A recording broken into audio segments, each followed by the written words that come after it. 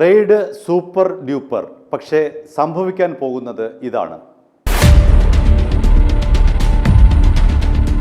CMRL മാസപ്പടി കേസുമായി ബന്ധപ്പെട്ട് ഇന്ന് പിണറായി വിജയന്റെ കണ്ണൂരിലെയും തിരുവനന്തപുരത്തെയും വീട്ടിലും ഒപ്പം മരുമകനായിട്ടുള്ള റിയാസിന്റെ കോഴിക്കോട്ടെ വീട്ടിലും ഇന്ന് എൻഫോഴ്സ്മെന്റ് ഡയറക്ടറേറ്റ് റെയ്ഡ് നടത്തുകയുണ്ടായി. രാവിലെ 8:30 ആരംഭിച്ച റെയ്ഡ് ഉച്ചയ്ക്ക് 2 മണിയോടുകൂടിയാണ് പൂർത്തിയായത്.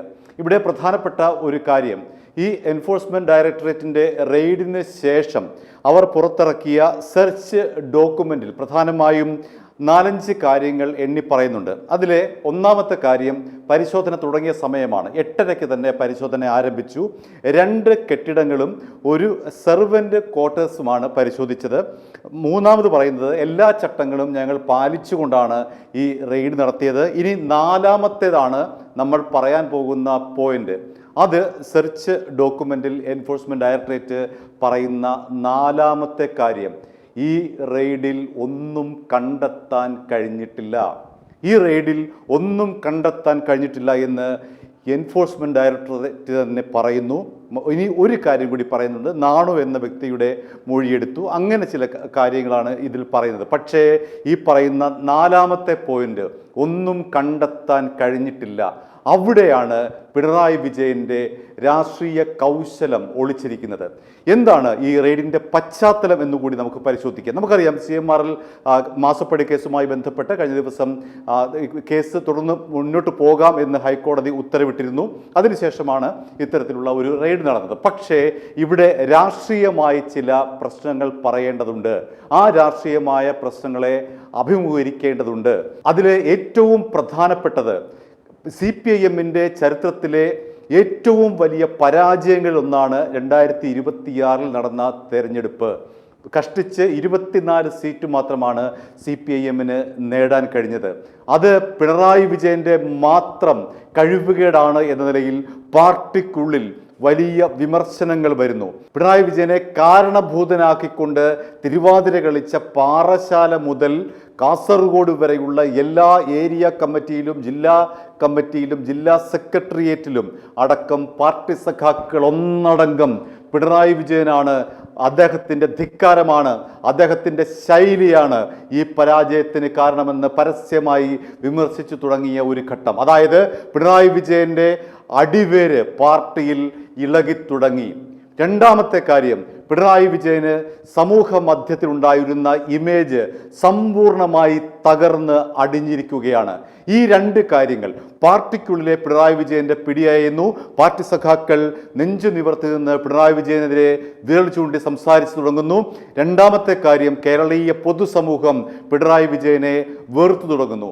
ഇവിടെയാണ് ഈ റെയ്ഡിന്റെ രാഷ്ട്രീയ കൗശലം ഒളിഞ്ഞിരിക്കുന്നത്. കാരണം നമുക്കറിയാവുന്നതുപോലെ തന്നെ പിണറായി വിജയനും നരേന്ദ്രമോദിയും നിതിൻ ഗഡ്കരിയും ഒക്കെ തമ്മിലുള്ള ബന്ധം വളരെ ദൃഢമാണ്. അവർ തമ്മിൽ വളരെ സൗഹൃദത്തിലാണ് എന്നുള്ള കാര്യമറിയാം.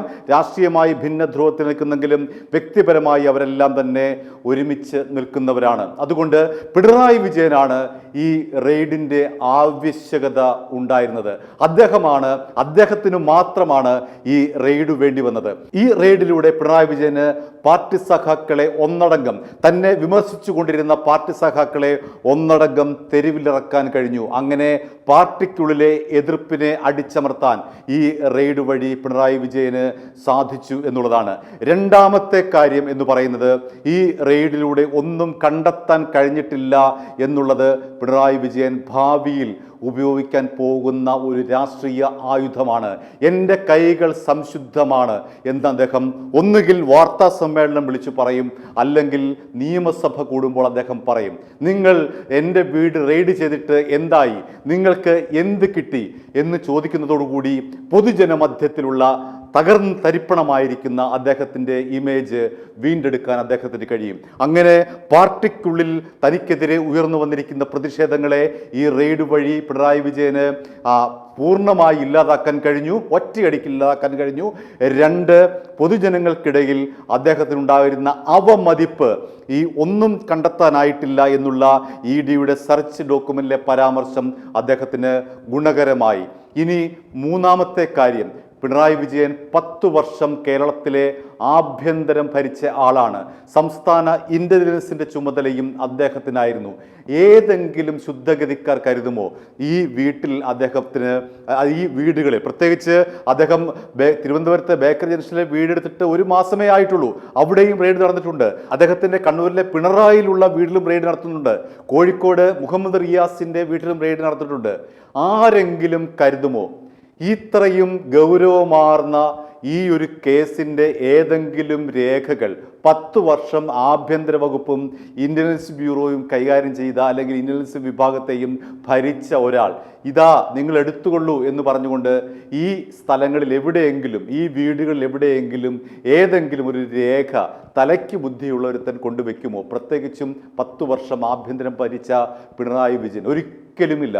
ED അല്ല, ലോകത്തിലെ ഏത് അന്വേഷണ ഏജൻസികൾ വന്ന് പരിശോധിച്ചാലും അവർക്ക് ഇവിടെ എങ്ങും നിന്ന് ഒരു രേഖയും കണ്ടെത്താൻ കഴിയില്ല എന്നുള്ളതാണ് വാസ്തവം. അതുകൊണ്ട് പിണറായി വിജയന്റെ ഇമേജ് പാർട്ടിയിൽ ഇപ്പോൾ കുതിച്ചുയരാൻ പോകുന്നു. പിണറായി വിജയന്റെ ഇമേജ് പൊതുജനങ്ങൾക്കിടയിൽ കുതിച്ചുയരാൻ പോകുന്നു. തനിക്കെതിരായിട്ട് വന്നിട്ടുള്ള എല്ലാ വിമർശന ശരങ്ങളെയും ഈ ഒറ്റ റെയ്ഡിലൂടെ പിണറായി വിജയൻ ഇതാ ഒറ്റ അടിക്ക് യൂട്ടേൺ എടുത്ത് തിരിച്ചിരിക്കുന്നു. അദ്ദേഹത്തിന് വേണ്ടി പാർട്ടി സെക്രട്ടറി വരെ തെരുവിലിറങ്ങിക്കഴിഞ്ഞു. ഇതാണ് പിണറായിയുടെ മാജിക്ക്, അല്ലെങ്കിൽ ഇതാണ് പിണറായിസം. ഇനി ഈ റെയ്ഡ് നടന്നതാണോ അതോ നടത്തിച്ചതാണോ എന്നൊക്കെയുള്ള കാര്യങ്ങൾ നമുക്കിപ്പോൾ പറയാൻ കഴിയില്ല.